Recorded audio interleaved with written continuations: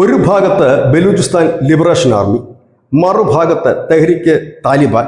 അങ്ങനെ ഇവരുടെ വെടികൊണ്ട് ചാകാനാണ് ഈ അടുത്ത കാലത്തൊക്കെ പാക് സൈന്യത്തിൻ്റെ വിധി. അതിൽ നിന്നും മാറി സഞ്ചരിക്കാനായി പോവുകയായിരുന്ന വടക്കൻ വസീറിസ്ഥാനിലേക്ക് പോവുകയായിരുന്ന സൈനികരുടെ ഒരു യൂണിറ്റിന് നേരെ ഒരു ആക്രമണം ഉണ്ടായിരിക്കുന്നു.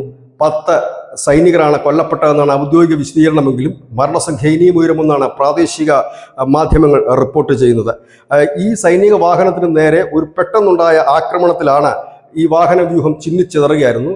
ബാക്കിയുള്ള സൈനികർ ജീവനും കൊണ്ട് വാഹനം ഉപേക്ഷിച്ച് ഓടി രക്ഷപ്പെടുകയായിരുന്നു എന്നൊരു വാർത്ത പുറത്തു വരുന്നു. ഈ ആക്രമണത്തിന് തൊട്ടു പിന്നാലെ പാകിസ്ഥാനിൽ ഇതുവരെ കേൾക്കാത്ത പുതിയ സംഘടന പിറവികൊണ്ടിരിക്കുന്നു. അവരിതിൻ്റെ ഉത്തരവാദിത്വം ഏറ്റെടുത്തിരിക്കുന്നു.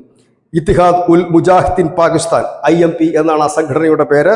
ആ സംഘടനയാണ് ഈ ആക്രമണങ്ങൾക്ക് പിന്നിൽ, ഇപ്പോൾ നടന്ന ഈ സ്ഫോടനങ്ങൾക്ക് പിന്നിലെന്ന് ആ സംഘടന അറിയിച്ചു കഴിഞ്ഞിരിക്കുന്നു.